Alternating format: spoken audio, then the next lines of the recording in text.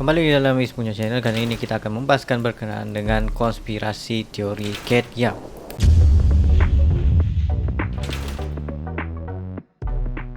Seperti yang kita tahu, channel Cat Yap dibuka pada tahun 2018 semenjak dari Carly Goose hilang pada Oktober 13, 2018, dan berkemungkinan besar Carly Goose ini ialah Cat Yap di dalam YouTube channel itu. Genre di dalam channel Cat Yap itu semua berkaitan tentang makanan raw seafood, tetapi pada awalnya beliau seperti enjoy memakan seafood tersebut. Dan pada akhir-akhir ini, pada tahun 2019, bila mana orang menilai video-videonya sebagai paksaan, dan pada rating videonya pula daripada 90% jatuh kepada 79%, membuktikan bahawa ada masalah pada Cat Yap sendiri. Netizen ramai perasan bahawa Cat Yap sendiri seperti meminta pertolongan daripada orang ramai, kerana seolah-olah ada somebody yang kontrol dia untuk paksa makan seafood tersebut. Kemungkinan besar daripada channel Cat Yap ni dibuka sampailah video yang terbaru, iaitu I lost my tooth during this meal pada 8 bulan yang lepas. Tetapi beliau tidak pernah update lagi selepas tu. Kemungkinan besar beliau berjaya lari daripada rumah seksaan itu. Apa yang netizen perasan daripada video-video Cat Yap itu? Pertama sekali iaitu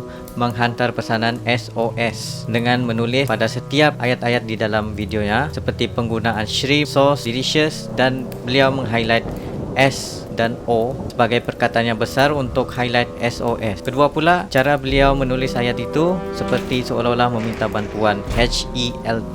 Ketiga yang ketara sekali iaitu ada lebam pada tangannya dan juga pada bahagian mulut. Keempat, bila mana beliau cuba untuk makan, tangan beliau seperti terketar-ketar untuk makan, seolah-olah dia tidak pernah dibagi makan selain daripada makan seafood itu sahaja. Kebanyakan kalau kita tengok mukbangers, mereka akan makan dalam kuantiti yang banyak dan badan mereka akan confirm lah akan naik ataupun berisi. Tetapi pada Cat Yap, badannya semakin kurus dan kurus. Yang kelima, cara beliau meletakkan sotong seperti simbol kepada satanik yang menunjukkan bahawa ada evil di sebalik video yang direkodkan itu. Keenam, dalam video beliau I am alone, tetapi sebenarnya ada something yang berlaku bila mangkuk makanan beliau, mangkuk sos itu bergerak secara sendirinya. Mungkin ada somebody else yang cuba untuk mengalihkan mangkuk tersebut, dan secara tiba-tiba Cat Yap makan semakin laju. Ketujuh pula, video yang dia mengatakan bahawa I am alive, dia masih hidup. Kemungkinan besar dia separah hidup ataupun macam mana, tetapi dalam video itu dia bagi tahu bahawa dia totally okay dan tiada apa yang berlaku. So kemungkinan besar itu menunjukkan bahawa beliau cuba untuk twist ayat beliau. Sebenarnya dia tidaklah okay, dia tidak okay dan dia meminta pertolongan daripada ramai orang. Ketujuh pula, cara beliau menghunuskan pisau untuk membuka ikan itu secara terbalik, seolah-olah macam ada somebody yang ingin membunuhnya. Tetapi video itu telah di-delete oleh channel Cat Yap sendiri, tetapi netizen sempat mengambil video tersebut untuk di-upload semula sebagai bahan bukti kepada orang ramai. Dan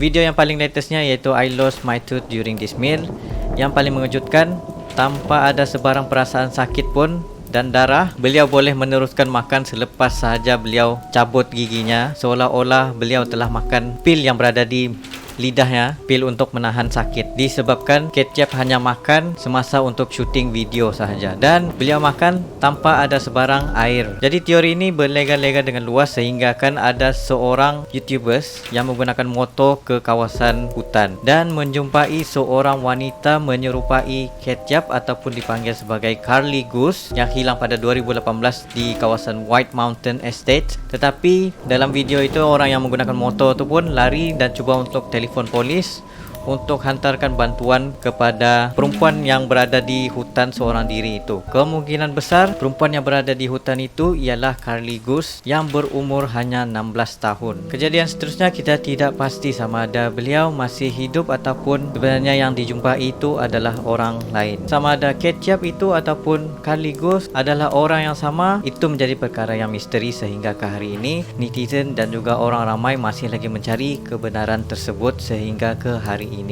Kita berharap agar orang yang pernah hilang ini selamat daripada penyeksaan secara brutal ini, dan kemungkinan ia berkaitan juga dengan WiFi dan juga penggunaan Random Nautica. Dalam episod yang seterusnya kita akan cover bahagian Random Nautica yang merupakan apps random untuk orang mencabar diri mereka pergi ke arah random coordinate yang menggunakan sistem quantum physics yang menyebabkan orang perlu pergi ke sana untuk mencari benda-benda misteri. Selepas itu, kemungkinan besar mereka akan jumpa something yang orang ramai tidak pasti akan kewujudan tempat tersebut, ataupun kemungkinan besar menjumpai badan mayat mereka sendiri yang dibunuh kerana mengikut koordinat yang diberikan. So itu saja teori Catyap dan juga Carly Ghost. See you next time around.